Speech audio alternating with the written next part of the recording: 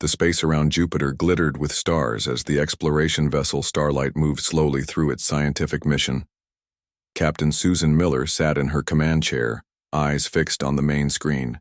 Her short brown hair framed a face marked by years of space travel and tough decisions.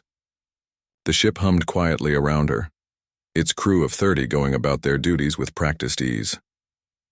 "Captain, I'm getting some strange readings," said Officer Paul Green from the sensor station. His fingers moved quickly over the controls. "There's something big coming out of what looks like a tear in space about 50,000 kilometers away." Susan leaned forward. "Show me." The main screen shifted to display a strange ripple in the blackness of space. As they watched, the ripple expanded, and through it emerged the front edge of something massive and silver. The object kept coming, stretching longer and longer, until it dwarfed the Starlight by at least 20 times. "That's a ship," whispered First Officer Ryan Jones, his voice filled with awe. "It's definitely not one of ours." Susan pressed the shipwide communication button. "All hands, this is the captain. We have made what appears to be first contact with an alien vessel. This is not a drill. All departments report readiness status. Diplomatic Officer Wright to the EE bridge immediately." The bridge crew worked with calm efficiency, though Susan noticed the slight tremor in several hands, the widened eyes. She felt it too, the mixture of excitement and fear that humanity had prepared for but never truly experienced. "First contact. Weapons systems?" Susan asked quietly. "Online but powered down," said Security Chief Kelly Wilson. "Defense shields at maximum." "Good. Let's not appear threatening." Alan Wright arrived on the bridge, his diplomatic uniform perfectly, pressed despite being called without warning. His gray eyes took in the alien ship and he nodded as if he'd been expecting this day all his life. "Captain," he said, "recommend we broadcast on all standard frequencies. Universal greeting protocol." "Do it," Susan agreed. Wright activated the communication system and spoke clearly. "This is Diplomatic Officer Alan Wright of the Earth exploration vessel Starlight. We greet you in peace and friendship on behalf of humanity." For long minutes, there was no response. Then the main screen flickered and they found themselves looking at an alien being. It had a chitinous exoskeleton, multiple compound eyes, and what appeared to be mandibles that clicked as it observed them. Behind it stood other aliens of different shapes and colors. "This vessel is now under the authority of the Elder Empire," the alien said in perfect English, its voice oddly melodic despite coming from such an inhuman form. "I am Ambassador Zakralthex. Your translation devices will render my name as best they can. You will prepare to be boarded." Susan stood up slowly. "Ambassador, we welcome peaceful contact, but we cannot consent to boarding without further discussion. We represent a sovereign planet and operate under our own authority." The alien's mandibles clicked rapidly. "Interesting. Most species show greater fear at first contact. Your composure is noted." It paused. "Very well. Captain and diplomatic officer will transport to our vessel for preliminary discussions. This is not a request." Before Susan could respond, a bright light surrounded her and Alan. When it faded, they stood in a vast chamber aboard the alien ship. The air smelled faintly of cinnamon and copper. Ambassador Zakralthex towered over them, nearly 9 feet tall. Other aliens moved around the chamber, some resembling the ambassador, others completely different. Gaseous forms swirling in containment fields, creatures that looked like living crystal, beings of blue-black skin with too many eyes. "Welcome to the vessel Truth of Ages," said Zakralthex. "You are the first humans to enter an elder ship. This moment has been predicted for some time." Susan maintained her composure despite her racing heart. "We're honored by the invitation, Ambassador, though a little more notice would have been appreciated." The huge alien made a sound that might have been laughter. "Notice? Yes. Your species values what you call personal space and consent. These are luxuries the galaxy rarely provides." Alan stepped forward. "We hope this meeting marks the beginning of peaceful relations between our peoples." "Relations, yes. Peaceful, certainly, but not as equals. Zikralthiax gestured with a limb that seemed both arm and claw. The Elder Empire has ruled this galaxy for 20,000 of your years. We have encountered 846 sentient species. All eventually accepted their place in our hierarchy. Susan felt a chill. Their place? As protectorates? Contributors. Some might use the term vassals, though we find it crude. The ambassador moved to a floating platform that brought it to eye level with them. Humanity has developed remarkably quickly. This concerns some members of the Elder Council. The standard protocol is clear. Developing species must be integrated into the Empire before they become problematic. Alan's diplomatic training showed in his perfectly neutral expression. Ambassador, with respect, Earth and her colonies are independent. We would welcome friendship, trade, cultural exchange, but not subjugation. You misunderstand, Skrulthek said. This is not subjugation. It is the natural order.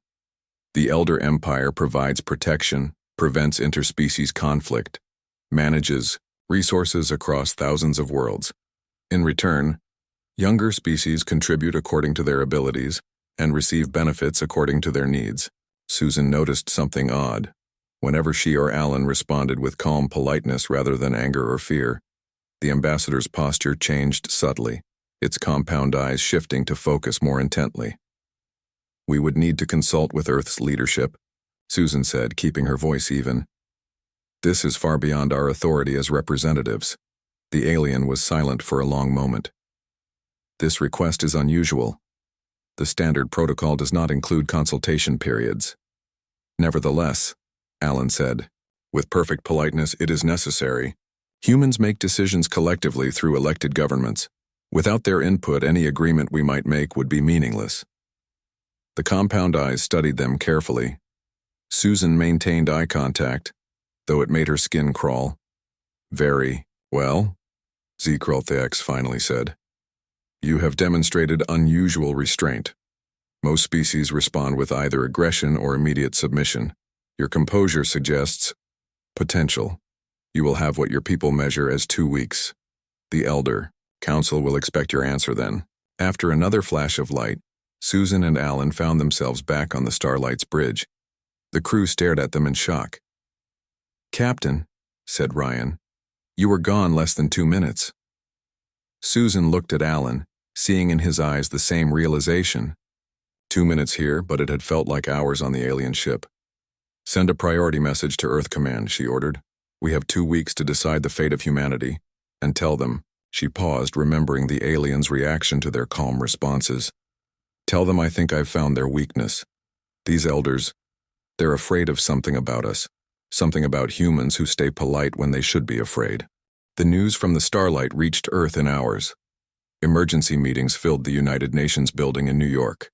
People from all walks of life watched their screens as world leaders gathered to face humanity's greatest challenge. Defense. Secretary Doug Patterson slammed his fist on the polished table. His red face and tight collar showed his anger. We need to prepare for war. These aliens want to make us slaves. Across from him, Chief Diplomat Laura Chen shook her head. Her calm voice cut through the noise of the packed room. We can't win a fight against a civilization that has ruled the galaxy for 20,000 years. We need to negotiate better terms. President Julia Sanders sat at the head of the table. She looked tired but focused, her silver-streaked hair pulled back tightly. What we need, she said, is more information. Captain Miller's report mentioned something interesting about these elders' reaction to human politeness. Let's explore that before we decide anything. In a small office 3 floors below, research analyst Kate Harris worked through the night.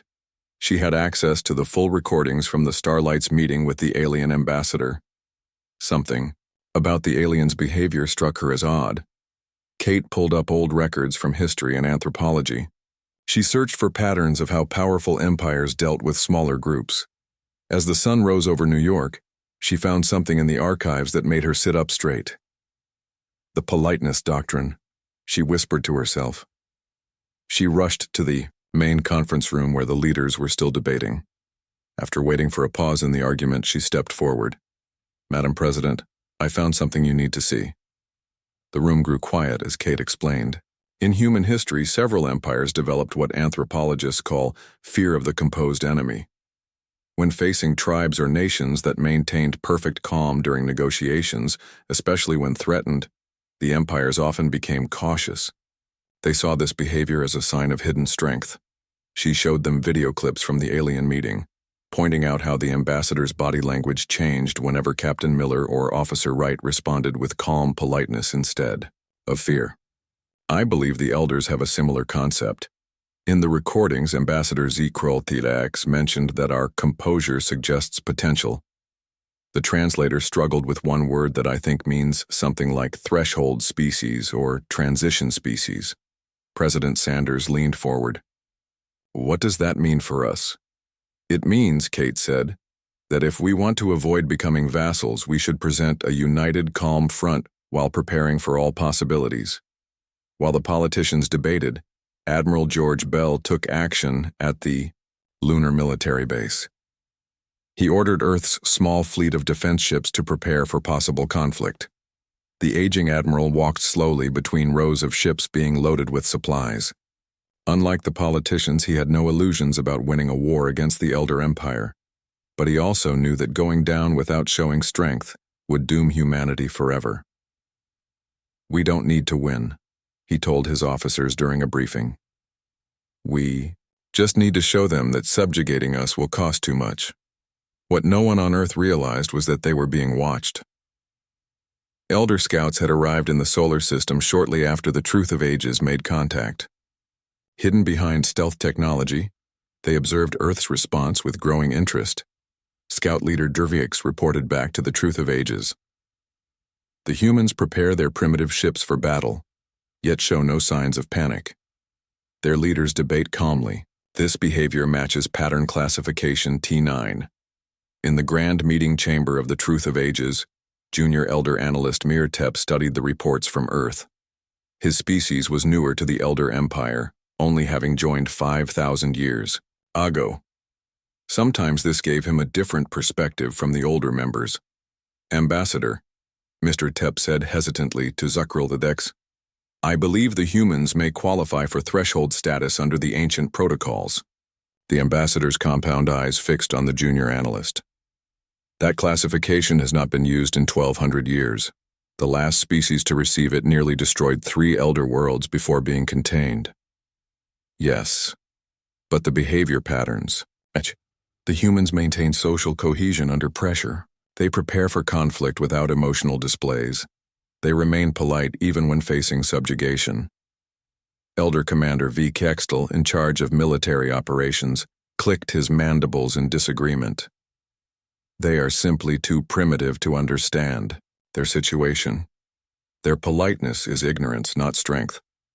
"Then why," asked Mirtep, "did they immediately begin preparing defensive positions around their planet? Why are their leaders discussing resistance options rather than surrender terms? These are not the actions of an ignorant species." Ambassador Zuckerl T. Thadex moved to the center of the chamber. "Your concerns are noted, Analyst Mirtep. However, the Elder Council has already authorized standard subjugation protocol. 3 warships have been dispatched to the human system. They will arrive in 7 Earth days." Back on Earth, as the week progressed, humanity worked with a strange sense of calm purpose. Nations that had been enemies for decades shared military resources. Scientists worked around the clock studying the scans of the Elder ship. Civilians built shelters and stored supplies without the panic that might have been expected. Captain Susan Miller and Alan Wright returned to Earth, bringing with them everything they had observed about the Elders. They met with Kate Harris in her office, away from the political debates. "There's something they're not telling us about this Elder Empire," Susan said. "I saw it in the way the other aliens looked at the ambassador when we stayed calm, like they were surprised." Alan nodded. "I've been studying diplomatic first contacts throughout human history. Typically, technologically superior groups expect either immediate submission or emotional defiance from those they plan to conquer. Our politeness seemed to confuse them." Kate showed them her findings. Look at this pattern in Earth history. When the British Empire encountered the Japanese in the 1800s, they were unsettled by their ritual politeness combined with clear martial capability. It made them cautious in a way they weren't with other cultures. So what's our play here? Susan asked. We stay polite, Kate said.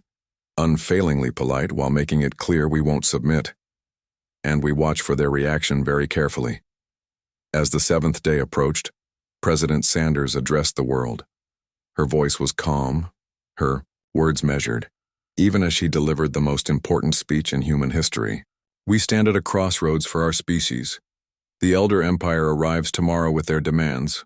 We will greet them with the dignity and respect that has always marked humanity's highest achievements.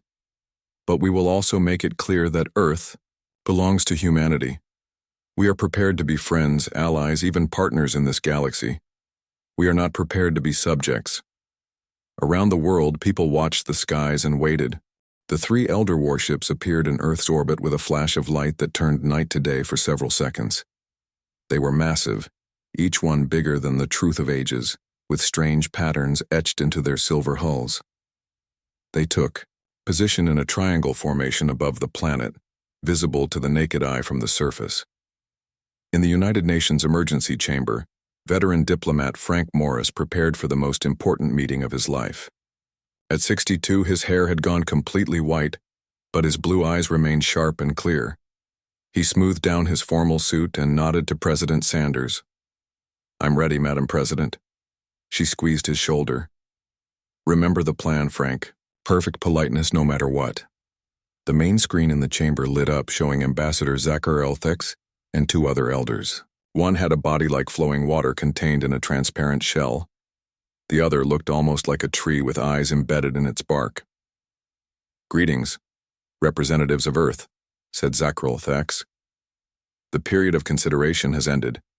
The Elder Empire requires your answer. Frank stepped forward, his posture straight, his voice steady. Ambassador Zakarelthex, on behalf of Earth and all human colonies, I thank you for this opportunity to address the Elder Empire. We have carefully considered your proposal that humanity join your civilization as a protected species. He paused, looking directly at the alien's compound eyes. We must respectfully decline. The water-like elder rippled violently. The tree-like one's branches shook. But Ambassador Zakarelthex merely clicked his mandibles together slowly. This response is unexpected. Perhaps you do not fully understand the consequences of refusal. Frank smiled politely. We understand that the Elder Empire is powerful beyond our current capabilities. We understand that you could cause great harm to our world. What we ask is that you understand something about humans. He walked closer to the screen. We value self-determination above almost all else. We would rather face hardship as free people than prosper under the rule of others. This is not pride or stubbornness. It is the core of who we are. The tree-like elder spoke, its voice sounding like rustling leaves. All species say such things before accepting reality. With all due respect, Frank replied, still smiling. Humans are not all species. The water-like elder surged forward. Enough of this pretense. You will witness the power of the Elder Empire and reconsider your foolish stance. The transmission ended abruptly. Minutes later, satellites detected massive energy readings from one of the Elder ships. A beam of blue light shot down toward Earth, striking an uninhabited island in the Pacific Ocean. When the light faded, the island was simply gone, leaving only steam rising from the ocean. President Sanders received the report with a face like stone. She turned to her advisors. They chose an uninhabited target. They're still trying to scare us rather than hurt us, that's good. She ordered a worldwide broadcast from the emergency bunker beneath the White House. Her image appeared on screens around the world. Citizens of Earth, the Elder Empire has demonstrated their power by destroying an uninhabited island. They expect this display to frighten us into submission. They expect panic, disorder, and ultimately surrender. She leaned forward, her eyes intense. We will give them none of these things. Instead, we will show them something they may have never seen before. A species that responds to threats with calm resolve rather than fear. The president stood up, smoothing her jacket. I will now address the Elder Empire directly. The camera switched to a secure channel linking to the alien ships. President Sanders looked directly into the lens.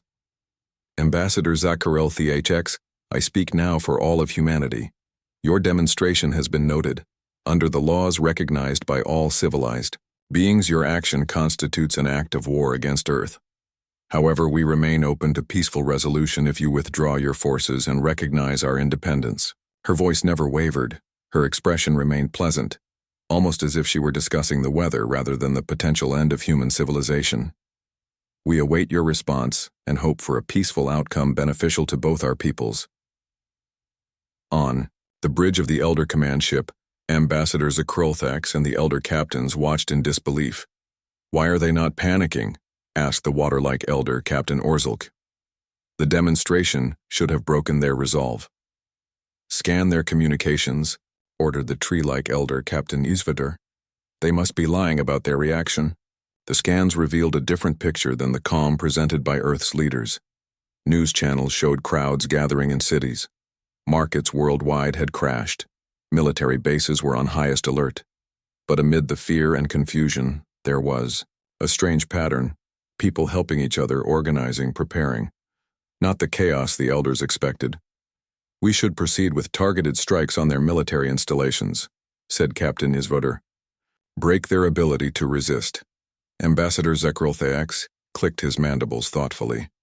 The standard protocol would indeed suggest escalation. However, I am uncertain if standard protocols apply to this species. Before they could decide, Earth made a move that no one expected. Lieutenant Steve Cooper commanded the Orbital Defense Platform Sentinel. It was Earth's newest defensive satellite, publicly described as a debris removal system. In reality, it contained technology developed from studying fragments of alien ships found over the decades. Steve was 32, with steady hands and a calm demeanor that had earned him this critical position. When he received the coded order from Earth Command, he took a deep breath and activated the targeting system.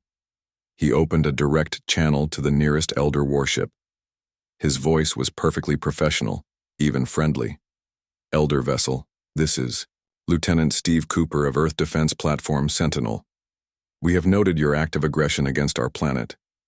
Please be advised that we will now demonstrate our own defensive capabilities. This is not meant as an escalation, merely as information you should have when making your decisions. Without waiting for a response, Steve activated the main weapon. A pulse of energy, invisible to normal sensors, shot out toward the Elder ship. It passed right through their shields as if they weren't there, and disabled their main weapon systems. The Elder ship's lights flickered. Alarms blared on its bridge. Captain Orzulk's watery form rippled in agitation. How did they penetrate our shields? This is impossible. Steve's voice came through their speakers again, still perfectly polite. We respectfully decline your offer of subjugation. We hope this small demonstration helps you understand our position better. The Sentinel then went silent, powering down to minimum levels as if to show it was not planning further attacks. On D. The Elder Command ship, Supreme Commander Vikextol received the reports with growing unease. For the first time in his 300-year career, he opened a classified file that had not been accessed in 8,000 years. The file was simply labeled Threshold Protocol. Supreme Commander Vikextol sat alone in his private chamber aboard the command ship. The ancient file glowed on his screen.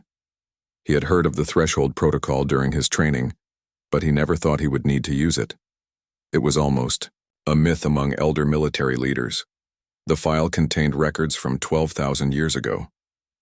It showed images of another species now extinct that had once challenged the Elder Empire. They looked nothing like humans, six-limbed creatures with gray skin, but their behavior matched the pattern that humans were showing. Politeness passed, breaking point, the file said. When a species maintains civility while demonstrating capacity for effective violence, extreme caution is required. Standard subjugation protocols will fail. Such species must be approached as potential equals, or avoided entirely. Vikextiel's mandibles clicked rapidly. This changed everything. He needed to consult with the Elder Council, but they were 50 light-years away. He needed to make a decision now. Back on Earth, limited battles had broken out in orbit. Elder ships tried to disable Earth's defensive systems, while humans countered with surprising effectiveness.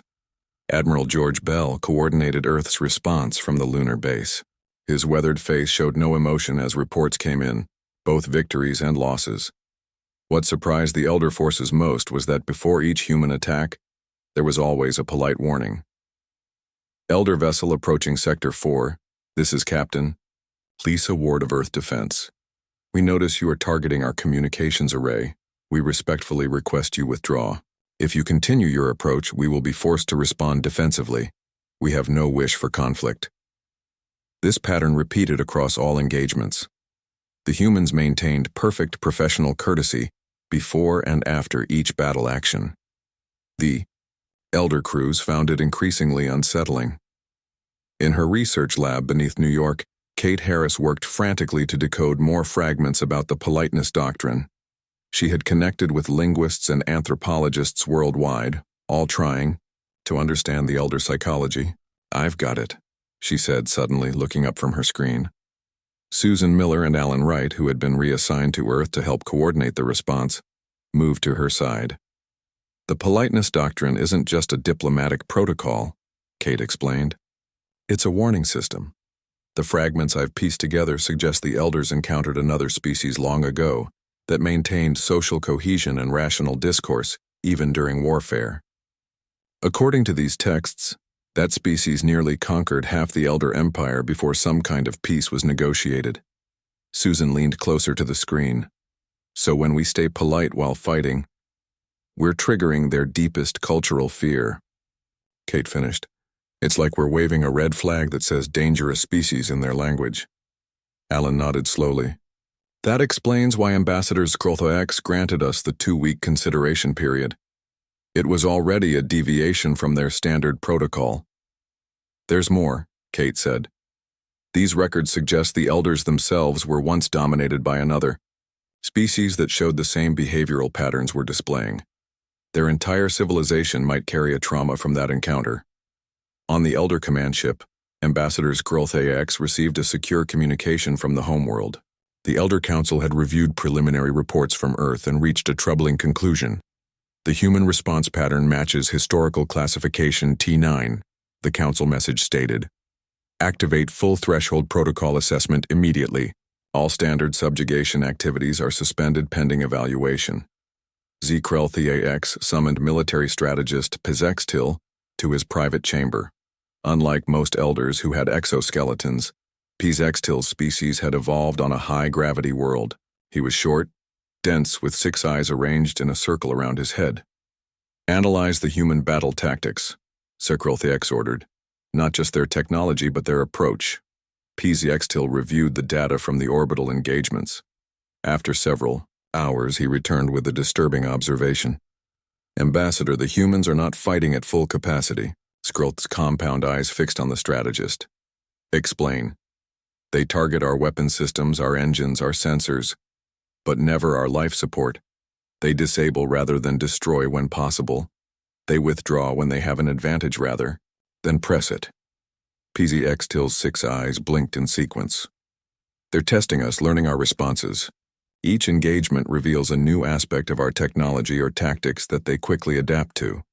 Could it be lack of capability? Skrulthox asked. No, Pizextil said firmly. In 2 cases, they demonstrated weapons that could have destroyed our vessels completely, but they deliberately limited their use. He paused. Ambassador, this is classic threshold species behavior. They're showing restraint while demonstrating potential. On Earth, Admiral Bell received the latest battle reports with a grim smile. Earth had suffered losses, 2 defense platforms destroyed, several ships damaged, but they had learned valuable information about Elder technology with each engagement. We can't win a prolonged war, he told his officers. But we don't need to. We just need to show them we're not worth the trouble. In Washington, President Sanders met with her crisis team. The room was tense but organized. Everyone focused on their tasks despite the threat hanging over the planet. The Elders have slowed their attacks. Defense Secretary Patterson reported. They're pulling back to defensive positions. It's working, said Chief Diplomat Chen. They're reassessing. The president nodded. Then it's time for the next phase. Captain. Miller, is your team ready? Susan stood up straight. Yes, Madam President, the diplomatic package has been prepared according to Kate's findings. We believe it will speak directly to their core concerns. Good. Send the request. It's time we spoke directly to their leadership. Susan sent a message to the Elder Command ship. Her voice was calm and friendly, as if she were inviting them to dinner rather than negotiating the fate of her species. Ambassadors Koralteich, this is Admiral Susan Miller of Earth Defense. In the spirit of resolving our current situation peacefully, we request a direct meeting with the Elder Council itself. We have prepared a proposal that we believe will benefit both our peoples. We await your response and remain committed to finding a mutually acceptable solution. In his private chamber, Supreme Commander Vikaxtel reviewed the Threshold Protocol one final time.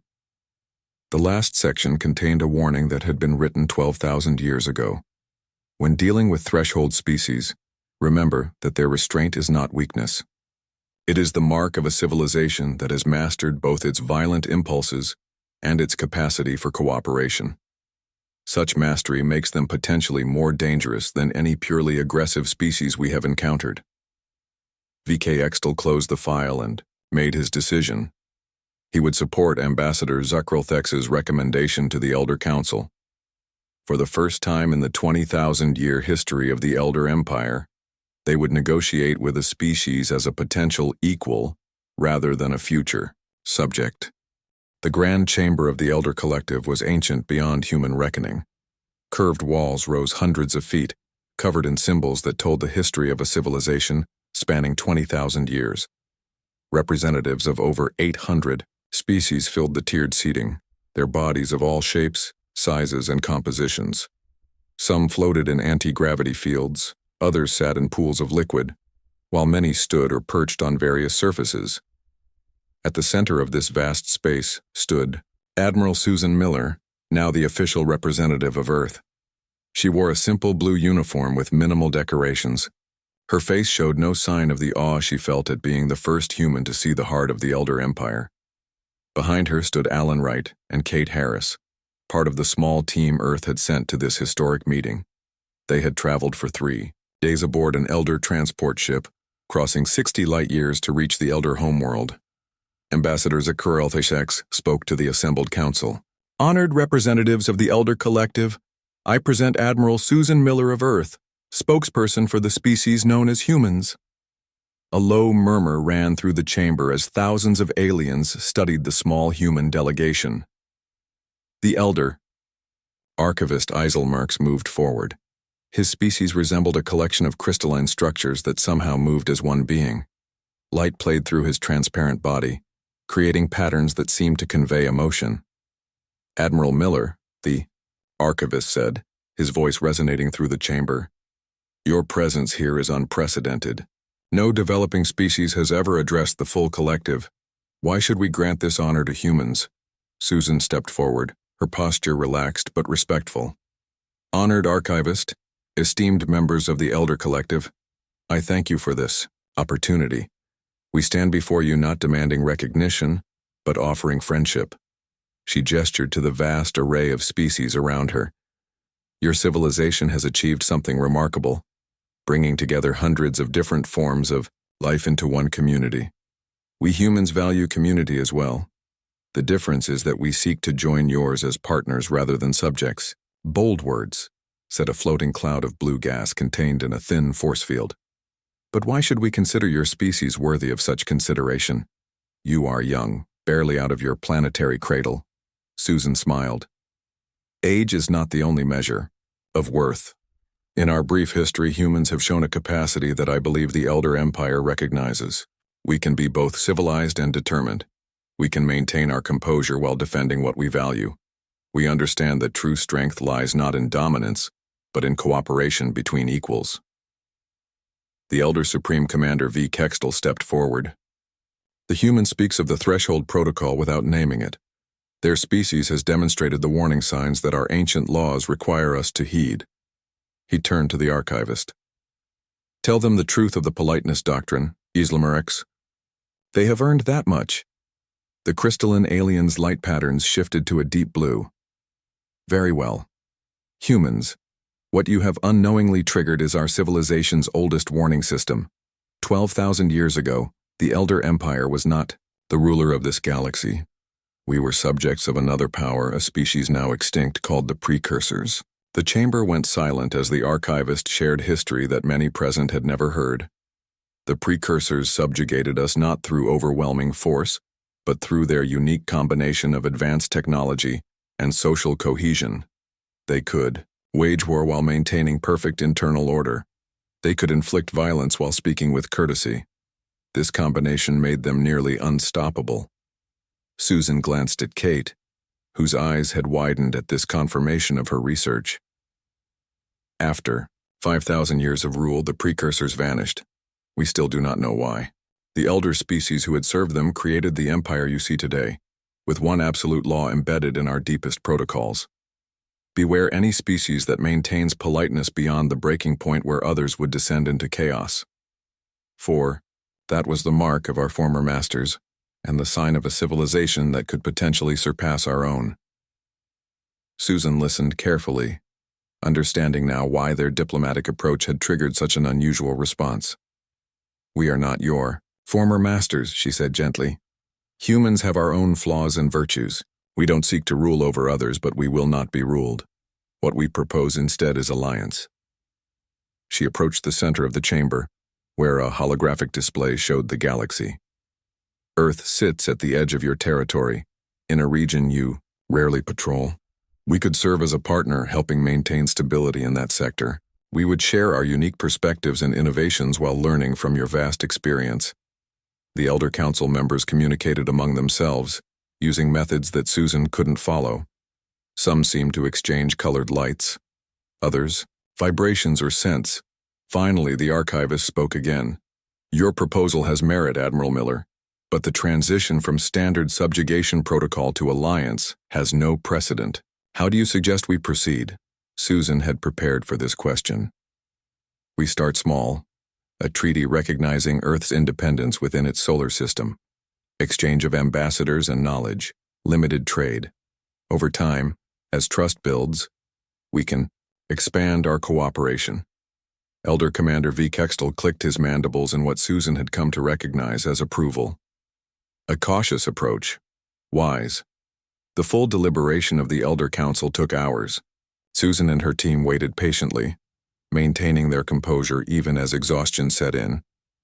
Finally, Ambassador Zukrolthiax approached them. The Council has voted. For the first time in 12,000 years, the Elder Empire will recognize another species as a peer rather than a subject. The relief that flowed through Susan was immense, but she kept her expression respectful and calm. The people of Earth thank you for your wisdom. The formal treaty was signed the next day. Its most significant clause, suggested by Ambassador Zukrolthiax himself, would later become known throughout the galaxy as the Susan Miller Principle. The capacity to maintain civility while possessing the means for destruction shall be recognized as the mark of a civilization worthy of respect rather than conquest. As news of the treaty spread throughout the Elder Empire, something unexpected began to happen. Other species, long resigned to their status as subjects, took note of how humans had won recognition. Within months, elder diplomats reported a strange new phenomenon in their interactions with other worlds. Many previously compliant species were suddenly becoming remarkably polite. 6 months after the treaty signing, Susan returned to Earth as a hero. At her first press conference, a reporter asked what she thought was the key to humanity's success against a vastly more powerful civilization. Susan smiled. Something my mother taught me when I was very young. Always be polite, but never be a pushover. It seems that lesson applies to civilizations as well as people. In the vastness of the Elder Council chamber, Ambassador Zukrolthiax watched recordings of human history with growing interest. He was particularly struck by an ancient human saying that seemed to encapsulate everything that had led to this unprecedented treaty. speak softly, and carry a big stick. The Elder Empire had finally found a species that understood the delicate balance between politeness and power that they themselves had forgotten, and the galaxy would never be the same.